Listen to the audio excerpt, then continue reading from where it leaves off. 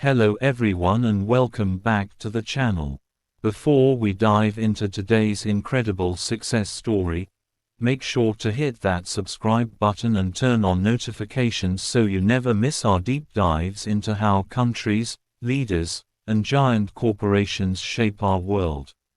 Now, let's get into the video. If you look at a world map, you can barely see Singapore. We are talking about a tiny island nation at the southern tip of Malaysia, roughly half the size of London. On top of that, this minuscule piece of land has no oil, no gold, and not even enough natural freshwater resources to sustain itself. In fact, when Singapore gained its independence in 1965, the founding Prime Minister, Lee Kuan Yew, famously wept on national television. He was facing a swampy island with skyrocketing unemployment, surrounded by hostile neighbors, and with survival chances that depended entirely on a miracle. Fast forward to today, and Singapore has completely flipped the script. It now ranks among the top 5 countries in the world for gross domestic product per capita, standing as a global financial and logistics hub where billionaires and multinational corporations race to store their wealth. To put it into perspective, this island nation with absolutely no natural resources has transformed into the most advanced and expensive city-state on Earth. How did a swampy territory pull off the greatest economic miracle in human history? It wasn't a stroke of luck. It was a masterclass in geographical strategy, ruthless discipline, and leadership that bent global trade to its will.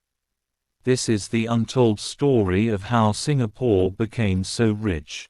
To truly understand Singapore's massive success, we first have to look back at that breaking point in 1965. Singapore did not actually choose to become independent. It was officially kicked out and excluded by the Malaysian Federation. When the separation happened, the island had nothing. Industrial manufacturing was at zero, the education level was extremely low, and the society was torn apart by constant ethnic riots. However, the founding leader, Lee Kuan Yew, possessed one crucial asset that money could not buy: geographical location. Singapore sat right at the entrance of the Strait of Malacca, the absolute throat of global maritime trade. Lee Kuan Yew realized that the only way for the nation to survive was to turn this spot into the safest and most attractive port in the world. They immediately rolled up their sleeves and poured massive investments into port infrastructure. Today, the Port of Singapore is a colossal machine where massive cargo ships dock every few minutes, handling nearly 1/4 of the world's shipping trade. Singapore did not just collect transit fees from these ships, it took over their logistics, refueling, and maintenance, creating a multi-billion-dollar ecosystem. Nature had denied them oil, but they turned the world's busiest trade route into their own personal money-printing machine. However, simply being a busy port would never be enough to make Singapore the richest country in the world. The true genius of Singapore lies in the unique strategy it developed to attract foreign capital and global mega-corporations to the island. During the 1970s and 1980s, while the rest of the world was shaken by the Cold War, Singapore presented itself as a safe haven for global businesses. They slashed corporate taxes to incredibly low levels, completely eliminated bureaucratic red tape, and established one of the strictest legal systems in the world to protect foreign investor rights. Operating a business in Singapore became far safer and more profitable for a company than doing so in its own home country. Apple, Google, Microsoft, and thousands of global financial giants chose Singapore as the headquarters for their Asian operations. The Singaporean government did not just invite corporations. They completely overhauled their education system to transform their own citizens into the precise engineers, bankers, and managers these corporations needed. By making English the compulsory official language, they integrated with the entire world instantly. Consequently, Singapore evolved from a low-value-add Asian territory into the brain center of global capital. One of the most extraordinary and heavily debated chapters behind Singapore's wealth is the ruthless and strict management discipline they implemented. While Singapore appears to be a democracy on paper, it was actually operated for long years like a tightly controlled corporate entity under exceptionally harsh rules. The punishment for bribery and corruption was made so severe that public officials were given the highest government salaries in the world to ensure they never needed to turn to corruption. Today, a minister in Singapore earns significantly more than the President of the United States. In return, absolute honesty with zero tolerance is expected. Everything was monitored down to the finest detail, from banning the chewing of gum to imposing massive financial fines for littering.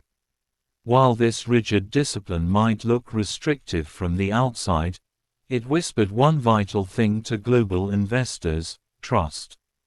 They created a city that is one of the safest and cleanest in the world, with a crime rate that is nearly zero. Wealthy business moguls and billionaires began moving to Singapore in droves to keep their capital and families safe. Singapore turned wealth into a culture and a lifestyle, attracting the most elite brain drain on earth to its soil. Today, Singapore has left its swampy past far behind and moved into an entirely different dimension. Just like giant tech companies do, the state established its own sovereign wealth funds. These massive state funds, named Temasek and GIC, invest the money of the Singaporean people into mega corporations, real estate, and tech startups all over the globe. This means that no matter where you are in the world today, a portion of the profit generated from a product you use or a hotel you stay at goes directly into the state treasury of Singapore. Singapore has evolved from a traditional government into a massive holding company that manages the global economy behind the scenes. They successfully achieved the impossible by overriding the total lack of natural resources with human intelligence, flawless logistics, and rigid discipline. The trajectory of Singapore is a miraculous journey proving that geography is not destiny, and that with the right strategy, even the most disadvantaged locations can play for the top spot in the world. An island that used to import every single drop of its drinking water shines today as one of the absolute centers of global capitalism. And as long as world trade continues to flow through this route, this financial empire shows no signs of slowing down anytime soon. What do you think is the single greatest factor behind Singapore's massive wealth? Is it the brilliant geographical location, the incredible ease they provide to foreign companies, or is it their famous, strict discipline? Let me know your thoughts in the comments below. If you enjoyed this deep country analysis, make sure to hit that like button, share this video with your friends, and subscribe to the channel for more deep dives just like this one. Thanks for watching, and I will see you all in the next video.